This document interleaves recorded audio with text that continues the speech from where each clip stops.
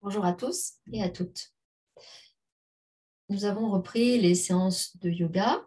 C'est une nouvelle saison qui commence. Et lorsque nous démarrons une séance de yoga, nous cherchons à comprendre comment nous pouvons respirer, on va dire mieux, parce que nous nous rendons compte que nous n'avons pas forcément une respiration très ample. Et puis, en tant qu'enseignante de yoga, je me suis rendu compte que les termes, c'est souvent difficile à comprendre. Ça veut dire quoi? Respirer de façon ample. Donc, on va mettre un petit peu les choses au point pour que vous puissiez tous et toutes bien profiter de vos séances que vous avez en présentiel. Si je vous dis d'inspirer, il ne s'agit pas de faire comme ça. Parce qu'en fait, quand vous faites ça, vous bloquez la respiration. C'est vrai, l'air rentre par le nez, va descendre dans les poumons, et c'est ça qu'on appelle l'inspiration. Et quand on expire, l'air va ressortir, il sort toujours et il rentre toujours par le nez. Ça, on est bien d'accord. Par contre, disons qu'il y a une espèce de mécanique respiratoire qu'il faut comprendre. En yoga, on essaie de faire prendre conscience qu'on peut inspirer pour allonger le souffle sans vouloir prendre beaucoup d'air tout de suite. D'ailleurs, en Inde, et je vous le répète souvent en cours, on ne dit pas « je prends de l'air », on dit « je reçois l'inspiration et je la redonne à l'expire ». Et vous allez imaginer que vous voulez respirer à l'inspire le parfum délicat d'une fleur, une rose par exemple, si vous aimez les roses, ou de toute autre fleur. Quand vous allez inspirer comme ça pour sentir cette rose, vous allez vous approcher de la rose, vous n'allez pas faire vous allez peut-être faire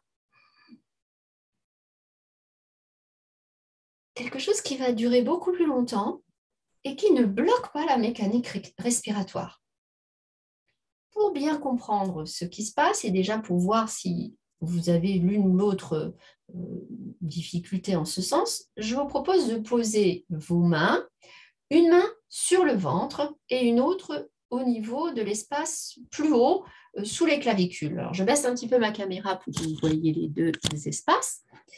Donc, une main sur le ventre, un peu en dessous du nombril, et l'autre tout en haut. Maintenant, respirez tranquillement. Que se passe-t-il à l'inspire? Que se passe-t-il à l'expire? En principe, il y a des petits mouvements qui se font. Et si vous voulez vraiment inspirer longuement, il ne va pas falloir inspirer d'abord par le haut, mais bien par le bas, c'est-à-dire par le ventre. Donc, vous allez démarrer une inspiration en détendant le ventre. Si vous ne le détendez pas, il ne va pas pouvoir un petit peu se gonfler. Ça ne veut pas dire que vous le poussez dehors. Attention. Donc, on a expiré et on démarre l'inspire et le ventre va commencer un petit peu à s'expanser, il se détend. Si vous continuez encore à inspirer, sans pousser le ventre dehors, vous allez essayer de sentir que vos côtes, au niveau des côtés, là, ça s'écarte, ça se soulève. Et si vous continuez encore à inspirer, le haut de la cage thoracique va se soulever. Et là, normalement, vous êtes poumon plein sans avoir fait un effort. Et en sens inverse, l'expire, on va d'abord laisser descendre le haut de la cage thoracique. Donc, j'inspire à nouveau. Maintenant, expire. Encore expire, les côtes se serrent. Et à la fin, je suis obligée de serrer un peu le ventre pour bien terminer l'expiration. Vous avez là les 3 zones de la respiration. Donc, on fait ça souvent en cours. Mais comme ça, vous avez une vidéo pour pouvoir bien comprendre si par hasard, ça va trop vite. On peut faire la même expérience en posant maintenant les mains sur les côtes, sur les côtés, pour bien sentir.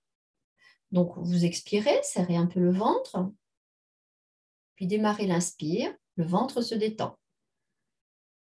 Continuez d'inspirer, sentez vos côtes qui s'écartent. Continuez d'inspirer, vous sentirez le haut de la cage thoracique qui s'élève.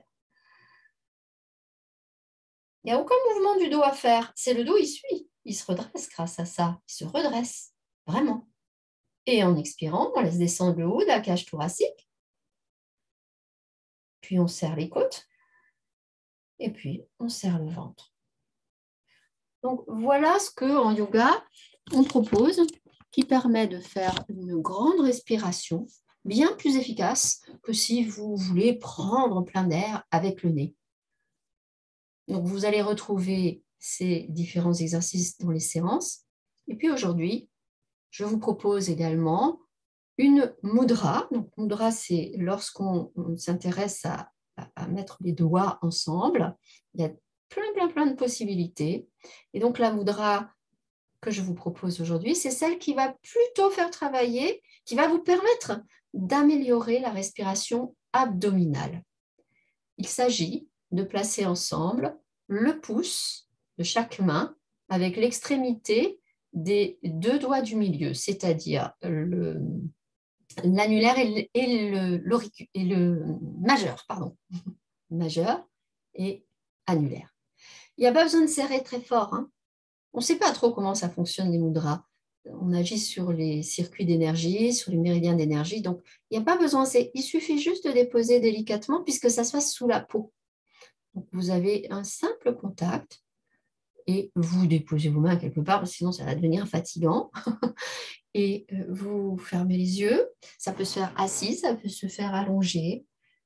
Et vous allez sentir qu'au bout de quelques temps, votre respiration, elle va se faire